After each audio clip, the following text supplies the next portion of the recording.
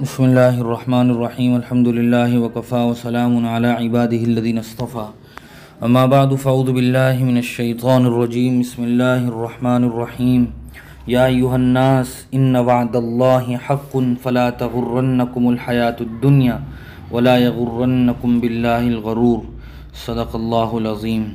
محترم بزرگوں، دوستوں، میرے دینی اور ایمانی بھائیوں، اللہ تبارک و تعالی اس کائنات کا اکیلا خالق ہے۔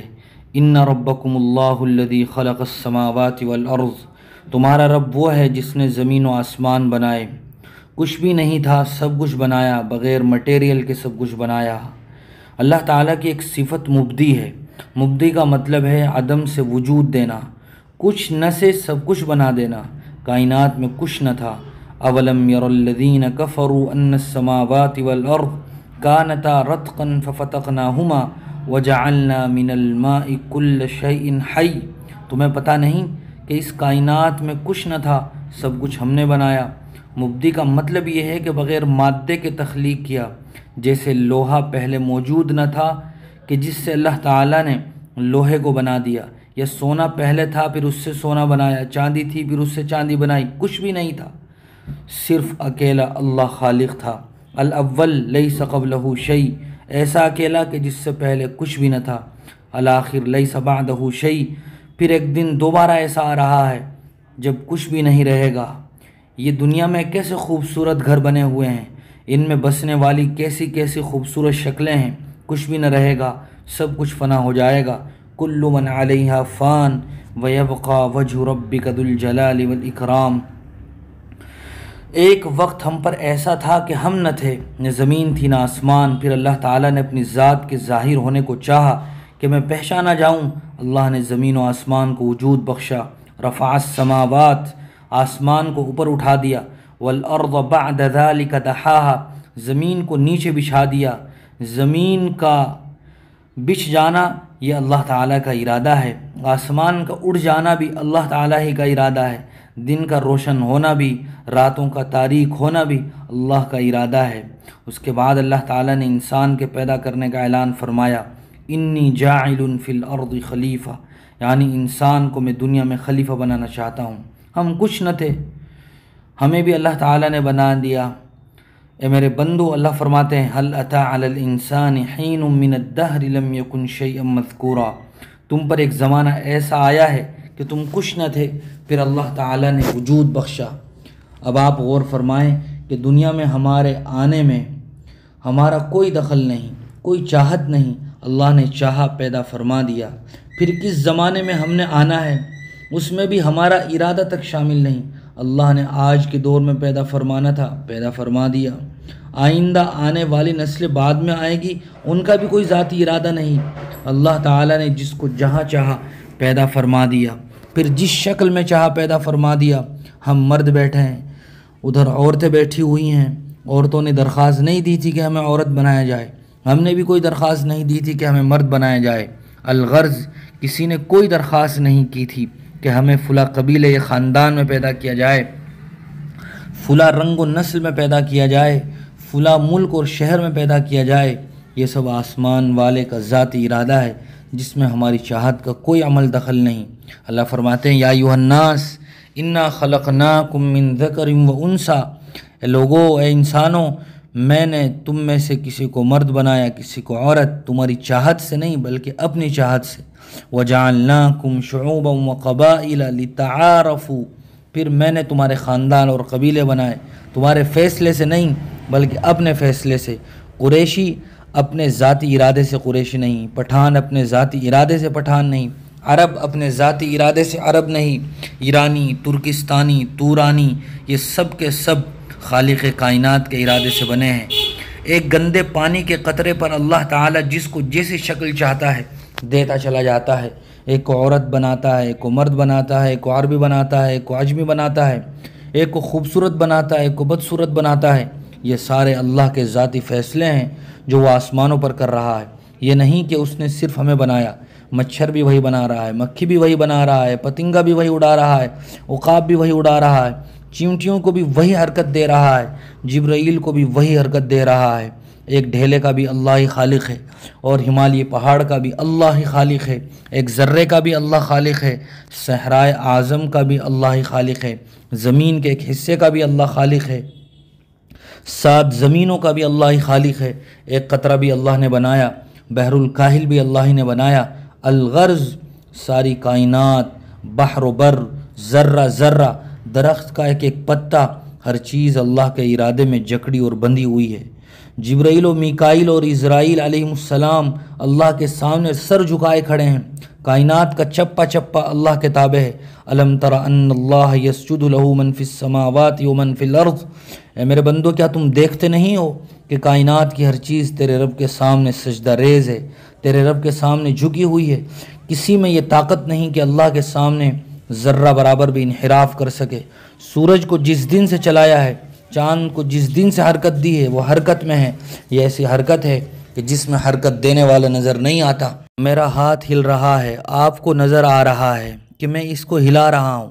یہ اتنا بڑا سورج جو زمین سے 12 لاکھ گنا بڑا ہے اور 6 لاکھ میل فی گھنٹے کی رفتار سے حرکت کر رہا ہے، ایسا خودکار سسٹم کہ نہ اس میں ڈرائیور ہے، نہ کوئی اسٹرنگ ہے، اور نہ ہی پیٹرول سسٹم، بس ایک اللہ کا حکم آیا، الشمس والقمر بحسبان، تیرے رب نے سورج اور چاند کا حساب بنا کر ان کو چلا دیا۔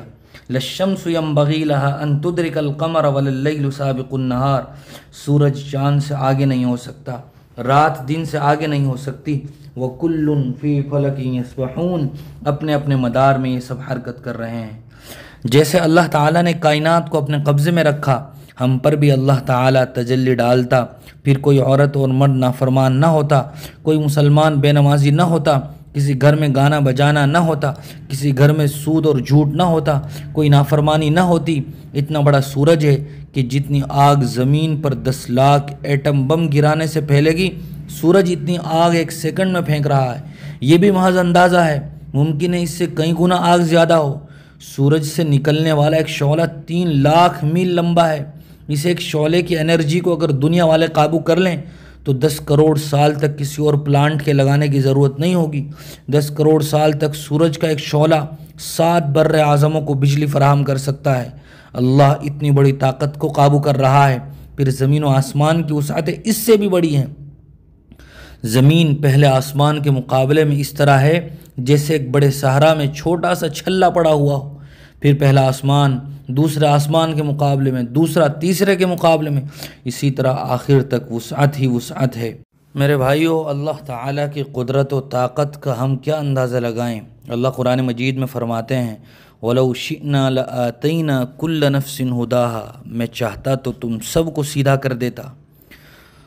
جس کے سامنے سورج زیر ہو، جس کے سامنے چاند مسخر ہو، ہوائیں جس کے تابع ہوں، سمندر جس کے اشارے سے چلتے ہوں، مد و جزر جس کی چاہت سے وجود پکڑتا ہو، دن جس کے ارادے سے چڑھتے ہوں، رات جس کے ارادے سے ڈھلتی ہو، موسم جس کی چاہت سے بدلتے ہوں، بادل جس کے ارادے سے گرجتے اور برستے ہوں، زمین جس کی چاہت سے پھٹتی ہو، دانہ جس کی مشیت سے اگتا ہو، جڑ جس کے ارادے سے نکلتی ہو، کونپلیں جس کے ارادے سے تنا بنتی ہوں، تنے سے شاخیں نکلتی ہوں، شاخوں پر ڈالیاں لگتی ہوں، ڈالیوں میں پھول کھلتے ہوں، پھولوں پر خوشے لگتے ہوں، خوشوں میں گوشے لگتے ہوں، گوشوں میں پھل بنتے ہوں، پھلوں میں رنگ، خوشبو اور مختلف ذائقے بنتے ہوں، کسی پھل میں کڑواہٹ اور کسی میں مٹھاس بھری جاتی ہو۔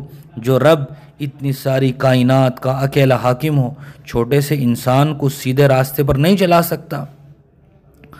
ہوا چلے تو پوچھے یا اللہ کتنی چلوں، سورج ڈوبے تو پوچھے یا اللہ نکلوں کہ نہ نکلوں، رات آئے تو پوچھے یا اللہ ڈھلوں کہ نہ ڈھلوں، دن آئے تو پوچھے یا اللہ غروب ہو جاؤں کہ نہ ہوں، موسم آئے تو پوچھے یا اللہ بدلوں کہ نہ بدلوں، زمین آئے تو پوچھے یا اللہ کھڑی ہو جاؤں کہ چلتی رہوں، فرشتے جس کے سامنے دم نہ مار سکیں، عنت الوجوہ، سر جس کے سامنے جھک جائیں، خشعت الاصوات، آوازیں جس کے سامنے پست ہو جائیں، 7 آسمان جس کے سامنے لرز رہے ہوں، تھرا رہے ہوں، کائنات کا ذرہ ذرہ جس کے سامنے سر جھکائے کھڑا ہو، چپا چپا جس کی تسبیح پڑھ رہا ہو، ایک ایک اینٹ میرے اللہ کی قسم اللہ کی تعریف میں لگی ہوئی ہے، جبکہ ہم ان اینٹوں سے بنے مکانات میں بیٹھ کر اللہ کی نافرمانیاں کرتے ہیں۔ اس گھر کی اینٹ کا ایک ایک ذرہ سبحان اللہ کہہ رہا ہے، الحمدللہ کہتا ہے۔ اللہ تعالیٰ کے جو صفاتی نام ہے الملک القدوس السلام المؤمن المہیمن العزیز الجبار المتکبر، اتنی بڑی عالی شان صفات کی مالک ذات کے لیے کیا مشکل ہے کہ سارے مرد اور ساری عورتیں تہجد گزار بن جائیں، کوئی عورت بے پردہ نہ ہو، کوئی مرد آوارہ نہ ہو؟ ایسا کرنا اللہ کے لیے کیا مشکل ہے؟ اللہ تعالیٰ نے انسان کے سوا کسی چیز کو امتحان میں نہیں ڈالا، سب کی چھٹی ہے۔ سورج ایک دن ٹوٹے گا پھر کبھی نہ بنے گا، چاند ایک دن ٹوٹے گا پھر کبھی نہ بنے گا، ستارے جھڑیں گے پھر کبھی نہ بنیں گے، یہ دن رات کا نظام معطل ہوگا پھر کبھی بحال نہ ہوگا، یہ کائنات ایک دن زیر و زبر ہوگی، دوبارہ اسے وجود نہ ملے گا، مگر یہ قسمت کا مارا انسان مرد ہو یا عورت بیچارہ پھنس گیا ہے۔ ایک آدمی کہنے لگا جب اتنے لمبے چوڑے حالات آنے والے تھے تو اللہ نے ہمیں پیدا ہی کیوں کیا تھا؟ میں نے کہا یہ سوال اب بحث سے خارج ہو چکا ہے، اب اگلا سوال پیدا ہو رہا ہے کہ اب اس امتحان میں پاس کیسے ہوں گے؟ جیسے ایک آدمی کنویں میں گر گیا، وہ شور مچانا شروع کر دے کہ میں گرا کیوں ہوں، میں گرا کیوں ہوں، کیا اس طرح وہ کبھی نکل سکے گا؟ اب اس آدمی کے سامنے سوال یہ ہوگا کہ وہ کنویں سے نکلے گا کیسے؟ میرے بھائیوں، ہم بھی انسان پیدا ہو کے پھنس گئے ہیں، میرے رب کی قسم ہم آزاد نہیں ہیں۔ ہم تو سوتے ہیں مگر ہماری نگہبانی کرنے والا اللہ کبھی نہیں سوتا، ہم غافل ہو جاتے ہیں مگر وہ غافل نہیں ہوتا۔ اللہ فرماتا ہے وَلَا تَحْسَبَنَّ اللَّهَ غَافِلًا عَمَّا يَعْمَلُ الظَّالِمُونَ، میرے نافرمانوں کو بتا دو کہ تم غافل ہو جاتے ہو مگر میں تم سے غافل نہیں ہوتا، میں دیکھ رہا ہوں، تم کہاں چھپو گے؟ بے شک دروازے بند کر لو، چٹخنی لگا دو، پردے گرا دو، لائٹیں بجھا دو کہ اب کوئی نہیں دیکھ رہا۔ نہیں، ایک ذات ہے جو 7 زمینوں کی تاریکی میں بھی دیکھ رہی ہے، وہ اللہ 7 زمینوں کے اندر کیڑے کی حرکت دیکھتا ہے، اس کے قدموں کی آہٹ سنتا ہے، اس کے دل کی دھڑکن ناپتا ہے اور اس کی ضرورت کو زیر زمین پوری کرتا ہے۔ اللہ تعالیٰ بھولتا نہیں ہے، یاد رکھو، ہمیں غافل نگہبان سے واسطہ نہیں ہے، عاجز سے واسطہ نہیں ہے کہ وہ ہمارا کچھ نہیں بگاڑ سکتا۔ وما ہم بمعجزین، تم میں طاقت ہے تو مجھے عاجز کر کے دکھاؤ، چلو مجھے دھوکہ ہی دے کر دکھاؤ کہ کسی سے فائل بدلی کر لو اور کہو کہ میں نے تو کیا ہی نہیں۔ لا یضل ربی ولا ینسا، تیرا رب بھولتا نہیں، تیرا رب غلط فیصلے نہیں کرتا۔ لا تأخذہ سنۃ، اونگتا نہیں ہے، ولا نوم، سوتا نہیں ہے۔ وما کان ربک نسیا، بھولتا نہیں ہے۔ لا یعودہ حفظہما، تھکتا نہیں ہے، کھاتا نہیں کھلاتا ہے، سوتا نہیں سلاتا ہے، پیتا نہیں پلاتا ہے، مرتا نہیں مارتا ہے۔ حی قبل کل حی، ہر زندہ سے پہلے زندہ ہے۔ وحی بعد کل حی، ہر زندہ کے بعد زندہ ہے۔ وحی لیس کمثلہ حی، ایسا زندہ کہ کوئی اس جیسا زندہ نہیں۔ وحی لا یشبہ حی، ایسا زندہ کہ کوئی زندہ اس کا مثل نہیں۔ لا شریک لہ، شریک سے پاک ہے۔ لم یتخذ صاحبہ، بیوی سے پاک ہے۔ ولا ولد، بیٹے سے پاک ہے۔ میرے بھائیوں، یہ جسم کب تک رہے گا؟ کب تک اس کی خواہشات کی ہم پیروی کریں گے؟ آخر یہ چمکتا جسم اور یہ رعنائی والا چہرہ جھریوں سے بھر جاتا ہے، حسن ایک بھولی بصری داستان بن جاتا ہے، اور وہ چہرہ جو کبھی دیکھتے دیکھتے آنکھ نیشی نہ ہوتی تھی، اسی چہرے کو دیکھتے ہیں تو کراہت سے نظریں پھر جاتی ہیں۔ وہ جوانی جس میں چلنے والا اکڑ اکڑ کر زمین پر پاؤں مارتا تھا، آج 2 آدمیوں نے پکڑا ہوا ہے، اس کے پاؤں زمین پر نہیں لگ رہے اور وہ گھسٹ گھسٹ کے لوگوں کے سہارے چل رہا ہے۔ کبھی اپنے جسم پر داغ نہیں لگنے دیتا تھا، آج بستر پر اس کا پیشاب نکل رہا ہے۔ اولاد بھی نفرت کر رہی ہے، بچے بھی دور بھاگ رہے ہیں، نوکروں سے کام کروایا جا رہا ہے کہ ہمارے ڈیڈی ممی کا پیشاب سنبھالو، ہم تو صاف ستھرے لوگ ہیں، بتائیے سب قوتیں کہاں چلی گئی؟ کہاں چلی گئی جوانیاں؟ کہاں چلے گئے راگ و رنگ؟ آخر ایک دن یہ ساز خاموش ہو جائیں گے، یہ آوازیں زیر زمین چلی جائیں گی، اور یہ جسم جس کو ہم ریشم سے ڈھانپتے ہیں، ایک دن یہی جسم مٹی کی چادر اوڑھ کر منو مٹی تلے دفن ہو جائے گا۔ پھر ایک زمانہ ایسا آئے گا، یہ امی اور ابا، بیٹا بیٹی، چچا اور چچی، بھائی بہن ایک ایسی بھولی بصری داستان بن جائیں گے کہ جن کا ایک ایک حرف ہمارے ذہن کی کتاب سے مٹا دیا جائے گا، بھلا دیا جائے گا، قبر کا نشان تک مٹا دیا جائے گا۔ کسی پوتے کو پتہ نہیں ہوگا کہ میرا دادا کہاں دفن ہے۔ آج تو بیٹوں کو بھی پتہ نہیں ہوتا کہ ہمارا والد کہاں دفن ہے، پوتا تو پھر بھی اگلی نسل ہے۔ میرے بھائیوں، ہم کب تک اپنے جسم و جان کے ساتھ وفا کریں گے؟ اللہ تعالیٰ سے ہی وفا کر لیں۔ وفا کرنا انسان کی سرشت ہے، بے وفائی کرنا بھی انسان کی سرشت ہے۔ انسان بے وفا بھی ہے، با وفا بھی۔ اگر اللہ تعالیٰ سے وفا ہو جائے گی تو نفس و شیطان کے بے وفا بن جائیں گے، پھر مزے ہی مزے ہوں گے۔